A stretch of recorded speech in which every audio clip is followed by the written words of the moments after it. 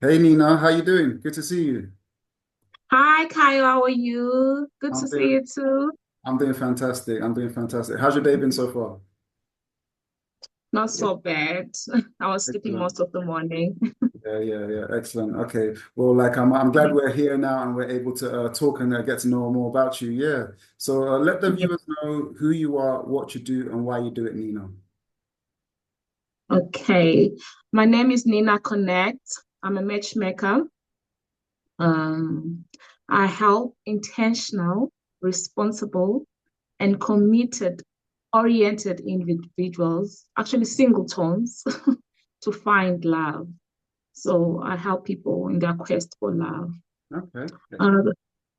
The reason why I do it is quite interesting. When I relocated to the UK, I found the dating scene very interesting. Unlike our traditional approach of getting to meet people and know people, here it's quite a different setup. It's a fast-paced society, and you can't just walk across someone and try and coach them, or. So it was quite interesting. And I noticed, oh, a lot of people are quite lonely. And yeah, I wanted to bridge that gap. Excellent. Yeah, so like when you look back at your own journey and you think about like the things that you was doing like before you got into a relationship coaching and like when you started to like consider getting into the field of a relationship coaching, what was your process in your mind at the time? What was going through your mind at the time when you was thinking this is actually what I want to do going forward? Actually, the moment I saw the gap, I started my research. I wanted to know what other ways do people meet. And I found dating sites, and I was thinking, I like the traditional approach of dating, the way where you meet a person in real life. So, what was going through my mind? I wanted that solution, and I found matchmaking very interesting and intimate. Right. Yeah. A lot of people like that are in the field of like matchmaking and relationship coaching, they also in their background, they have been through different struggles within relationships and, they've overcome certain things and they would like to help other people to overcome those things as well. So it kind of triggers them to go ahead and get involved in something like matchmaking. So when you look at your previous struggles within relationships, like we've all had, like what would you say some of those struggles were, and how did you navigate through those to get to where you are now? To be honest, I don't even remember my own struggles through dating, as I'm saying. Where I grew up, the setting was totally different. I never really struggled in actually finding someone. It was that easy, it was an outgoing place. I grew up in South Africa, by the way. So it was not that difficult. That's why it triggered me when I got here. I was like, really? So how do people actually meet? Because it's kind of closed society. People are always working. It's not that easy Hmm. from my point of view. So I want it's the loneliness that triggered me. I feel like it's quite lonely, the side of the world. Hmm. Yeah. So Yeah, it's the loneliness. I think love is a beautiful thing, and yeah. we need to have some social life. That makes Yeah. sense. For sure. So, Mhm. like when you say you had no struggles with dating back in South Africa, would you say that you also Mhm. had no struggles with relationships as well, and relationships were just smooth all the time? No. That's not it. No. In the actual relationship, no. It wasn't. I Okay. think, yeah, I feel like we tend to end up having patterns in relationship. When you look at your relationship, you start seeing there are certain patterns that you keep picking. I think we attract uh the same type of people, if that makes sense. Hmm. Yeah. Yeah, yeah. So, That's like, what I. yeah. So, like, when you're saying you're picking these patterns of same type of people, were these like Mhm. negative patterns that you were repeating, or like, what would you say these patterns were? if you'd like to I'll, I'll, elaborate. I'll I'll definitely think it's negative patterns because, like, let's say love is blind. I think I was blind all the way. Like, it's only when things have gone bad that's when you realize, oh, how come I didn't see this? I think because of love, we tend not to see other things. Mm-hmm. Yeah, yeah, yeah. Yeah. So, what were some of those negative patterns that you were blind to at the time that you realized after that you were not seeing once you became aware of? Think it's trusting too much. I don't know if there's a thing called trusting too much. No, of course, of Like, course. yeah, like when you trust a person and you believe what they say, and then you end up finding things that will shock you at the end, and you don't even see it coming. That's the thing. Hmm. So, when you say you was trusting too much, do you feel like you was believing the words more than looking at the actions and kind of like letting that? You know, Yeah, go ahead.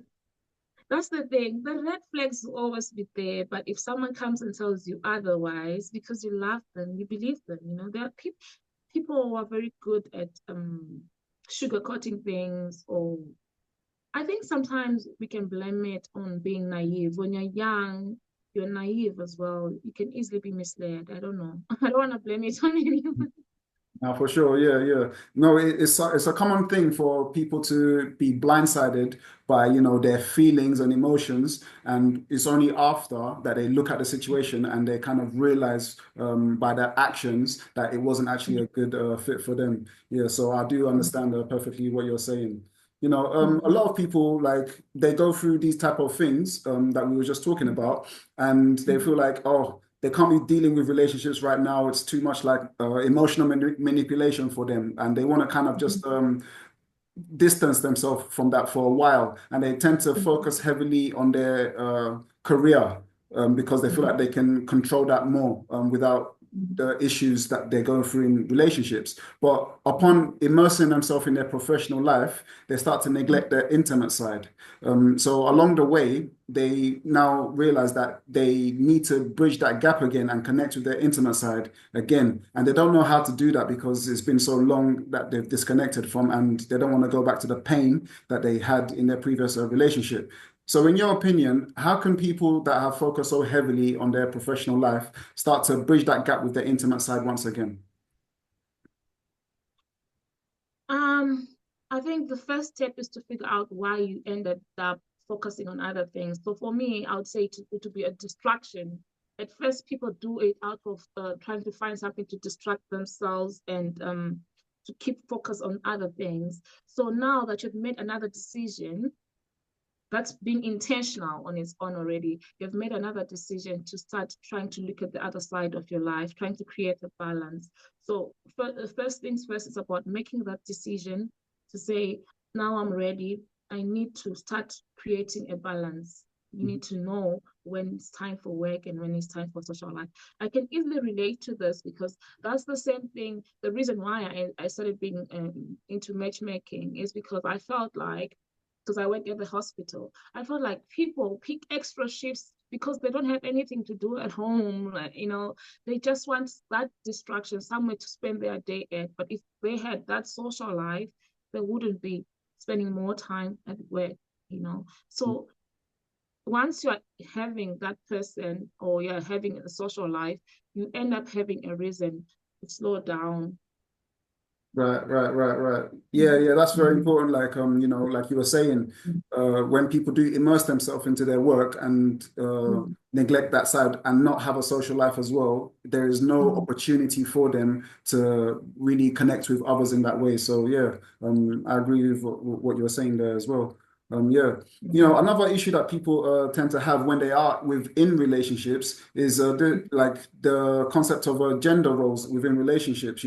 Like, for example, one partner might say that to their partner, like, you're always focusing on work, and when your boss tells you to do this, you got no problem doing it. But if I tell you to do this, oh, I always come second. You always put me second. And the other partner might be like, well, why can't you put me first? Sometimes, like, why does it have to be always me putting you first? And there's this kind of issue, like gender roles within a relationship sometimes. What is your viewpoint on these type of gender roles within relationships? I definitely feel like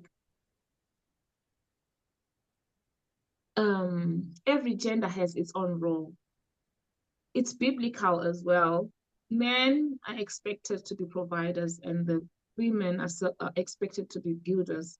So we should strike a balance in our roles. As much as we might be career people, we need to know that the job stops as soon as you get home. Like, don't carry your work at home unless it is necessary. That's rule number one for me. As soon as I leave work, that's it. When I'm here, I'm a mother, I'm a partner. Do that make sense? The place for everything and the time for everything. Yes, sometimes we really need to squeeze in some work at home, but there should be a balance. It should be reasonable. That's the best way to say it. Let it be reasonable.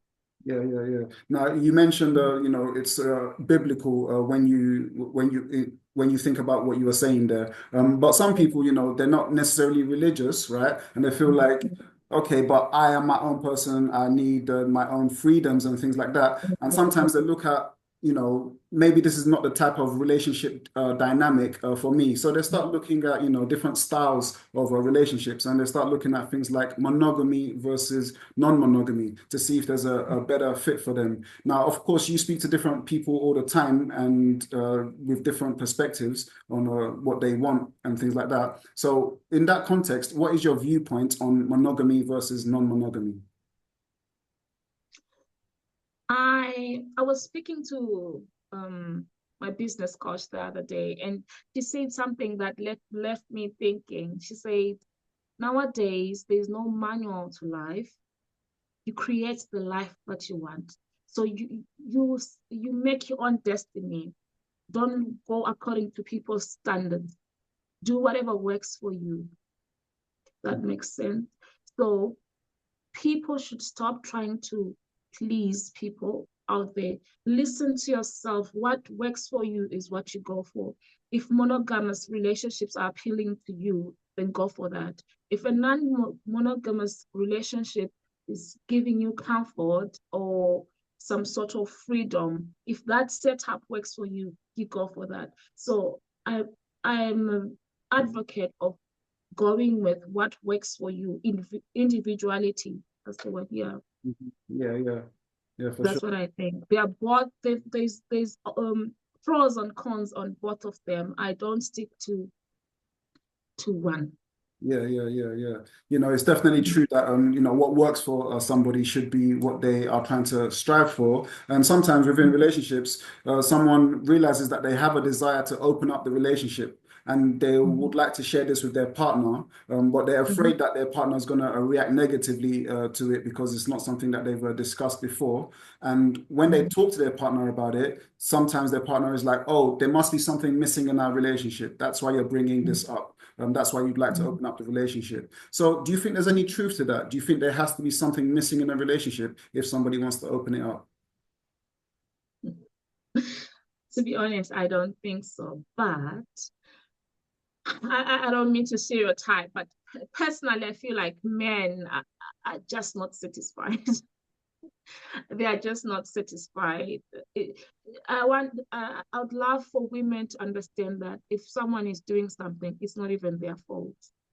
I'm sorry, I'm choosing sides right now, but Go that's ahead. like, it's not even their fault, Men, they are like kids. You buy them a new toy, they're excited. The next day, they want another one. Okay. So, would you say that has anything to do with the nature of male and female, or do you just feel like it's just immaturity in some men that causes that? No, I don't think it's immaturity, because I've spoken to men that are actually married that have been in a long-term relationship. If you are asking them between me and them, they'll definitely tell you that they are also willing to go out there. It's just that they can't do it because of the standards of like it's that guilty conscience that stops them, but it's not like something that they don't want to do, if that makes sense. I'm not saying they all want to do, but I'm saying what stops the other ones is that consciousness of knowing this is not acceptable to some extent. Does that make sense? Mm. So So, it's actually a sacrifice for the other person. mm. That makes sense. So do you feel like it is important for women to start to understand the nature of a man, to stop the kind of negative emotions that they feel towards a man's actions if they were to understand a man's nature better? Do you feel like that's a thing that's necessary for women to do? Yes, I do. I actually feel like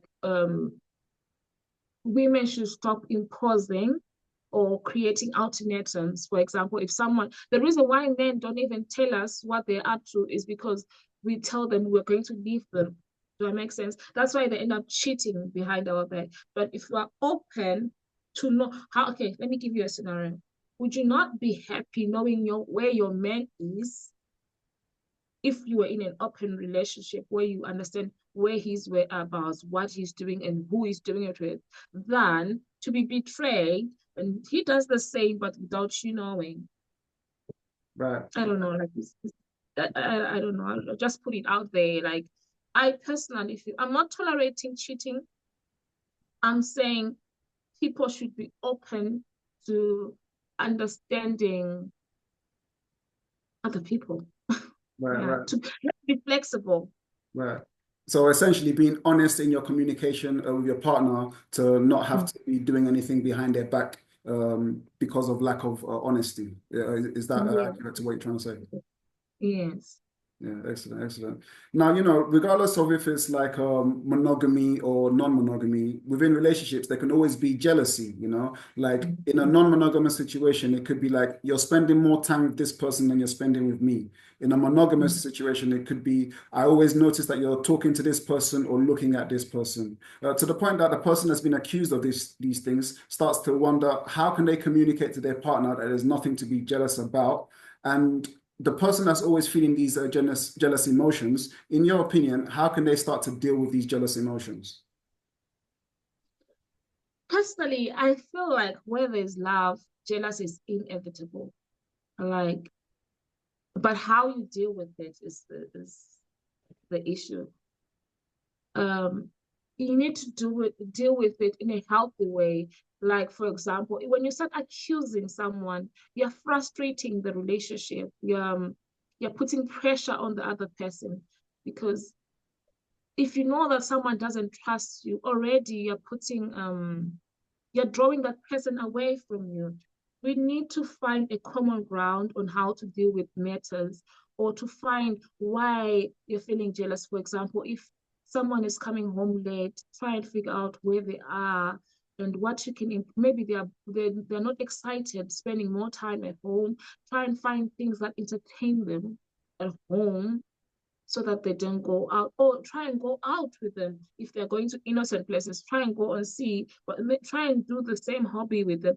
Try and look for healthier ways of dealing with what is causing the jealous, if that Okay. makes sense. So, in your opinion, you connect jealousy with love. Like you feel like the more love there is, the more jealousy there will be. Not really, not the more love the more jealous, Okay. but when you love someone, it's natural for you to feel jealous if you don't have full information. Because what I from my understanding, what makes someone jealous is the fact that they're thinking something is happening behind their back, right? So that means there's a missing piece. There's something that is making you think that something is happening. So it comes back to communication. If you know that where your partner is, if they're late, would you be jealous? No, because you know where they are. But if you don't know where they are, if they're late, then it's questionable. Right, right, yeah. So, yeah, like you were saying, it comes back to that communication with your partner to like Yeah. know that there's nothing being hidden, so therefore nothing to be jealous about. Is that Mhm. accurate to what you're saying? Yeah, the openness, yes. Yeah, yeah, excellent, excellent. Sometimes, like, we're talking about Mhm. jealousy, but sometimes there's actually a reason to be jealous because infidelity has actually happened in a relationship. There's truth to the Mhm. reason for jealousy. And Yeah. the partner that's like stepped out of the relationship and cheated, Mhm. tends Mhm. to not verbalize this to their partner about what they've done. And they can carry around a Mhm. sense of guilt about what has happened. But sometimes they come to the point that they want to open up and express what they've done to their partner just to clear the air and let the truth be known. Some people, when they hear this information, they'll be like, okay, you've cheated on me. That's it. We're done. Like, I'm not interested in somebody that's going to step out of our relationship. Goodbye. And some people will be like, okay, this has happened, but I believe that we've built something stronger than what has happened here, and we can get through it with communication and we can get to the root of the problem. So, in your opinion, what is your thoughts on forgiveness after infidelity? Do you feel like it's something that can fix a relationship and get them back to where they were? Or do you feel like it's actually damaged after that and they'll just be tolerating each other even though they say they're forgiven, even though the forgiveness has happened? It's definitely possible to forgive someone in a relationship, but now it comes down to once I've forgiven you, what is our agreement? If I'm forgiving you for you and then you stop, then yes, well done. But if I'm forgiving you, then you continue, then it's a different story. You're taking a meat out of my forgiveness. So there has to be a reasonable reason why I'm forgiving you, and what you're going to do after that forgiveness matters. Like how you're going to make me feel secure again after you've messed up. Do I Mm, make sense? mm. So And it's a two-way street. I forgive you. You put in some effort to rekindle whatever has been broken. mm, mm. And in what ways can someone make someone feel secure again after that kind of a situation if they want to rekindle the relationship? Personally, I think it's subjective. It's subjective. For example, if you were cheating, and then we have to agree on, are you going to break up with that person? If it's a yes, then that, I wouldn't want to see you communicating with that person. Like you need to cut ties with the person. And if uh, it depends with the scenario, to be honest, but it's a matter of the effort that you're doing to make sure it doesn't happen again. Mm.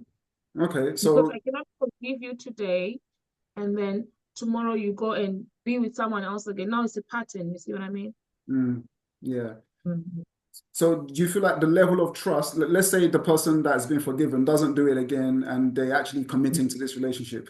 Do you feel like Mhm. the level of trust from the partner that was cheated on will ever be the same? Or do you feel like there will always be some doubt in their mind about the possibility of this relationship? It's possible to come back to normal, especially if you're making an effort. Mm, Or like if you it's about effort, it's always about effort. It doesn't happen overnight, but if you try and prove to someone, and if it and someone is also receptive, this was like sometimes when someone is trying to do something nice and then you're being suspicious, it's falling on a rock. But mm, you need to allow someone to apologize or to be sorry, and then accept as well. Do it make sense? yeah, yeah, You yeah, need to accept it when they're coming, and don't always be suspicious, because you make it harder for the other person because they feel unappreciated still. yeah, yeah, yeah. Don't have to forget, but let your forgiveness allow that person to still feel the comfort of being around you. Not that every time you look at them, they're thinking, oh, I'm a suspect. Right, right, right. So it's a two-way street. Yeah, yeah, for sure, for sure.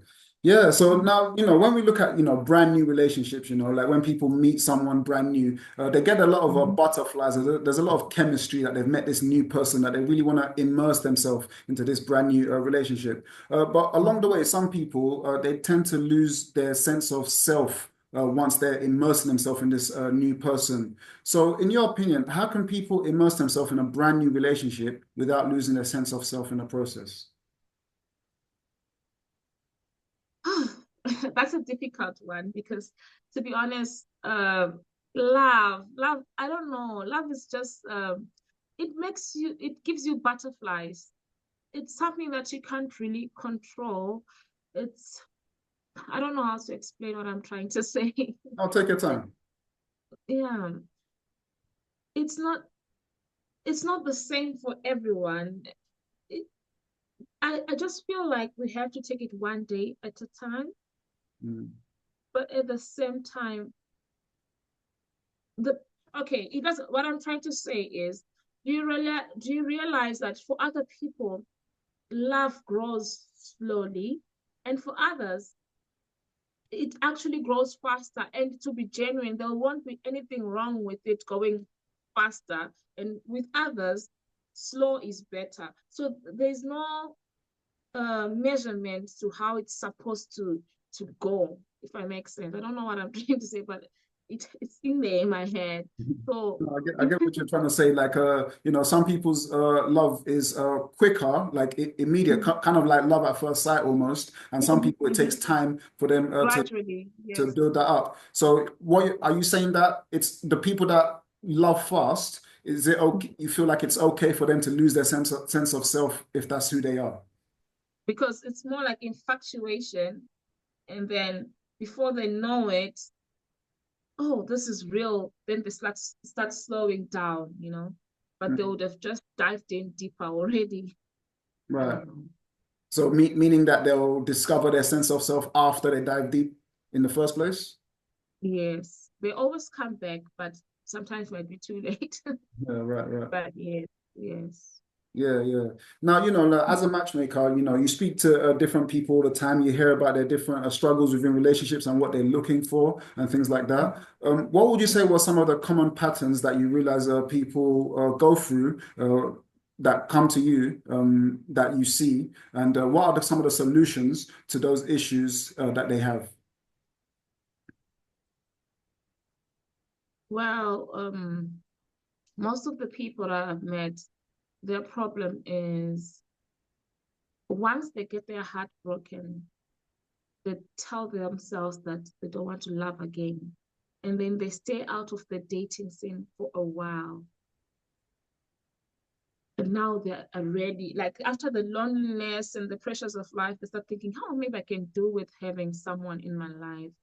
So it's it's trying to bridge between the gap where they were single for too long and coming because they've gained their independence. Do that make sense? They now not know how to have someone in their lives. Do that make sense? They're protective of their space. Right. Do that make sense? Yeah. Yeah.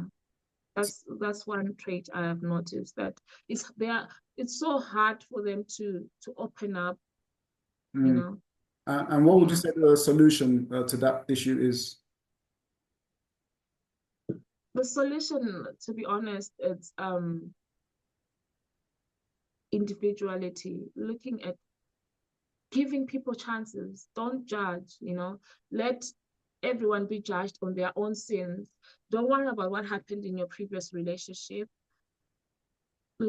Judge everyone on their own case. If someone comes in your life, give them that chance and let them mess it up for themselves. Don't say because John did this, he's also capable of doing that. Do that make sense? You need to give everyone a chance. Yeah, yeah. So essentially, don't paint everybody with the same brush, and give everybody a fresh opportunity to show who they are. Mhm. Yeah, Mhm. excellent, Get excellent. to know someone on a clean patch. Yeah, yeah, excellent. Mhm. Yeah. So Nina, like it's been great speaking with you. Thank you so much for coming on. Thank you for everything that you've Mhm. shared. Where could people find you, find out more about you, and find out more about what you do? Okay, I'm more on LinkedIn. That's where I spend most of my time. I used to have a website, but it's down at the moment. So I'll say LinkedIn. That's the place to find me. Excellent, Yeah. excellent. And for the Mhm. viewers, the link to her socials will be in the description, so you can contact Nina and find out more about what she does. Once again, Nina, thank you so much for coming on. Any final words before we wrap up? Um, my final words is hope deferred makes the heart um makes the heart sick, but a longing fulfilled makes the heart hopeful. So what I'm just trying to say is love is a beautiful thing. Go and find it. Don't just close yourself up. There's always someone out there for someone. Excellent. Excellent. Thank you so much, Nina. All right. Thank you.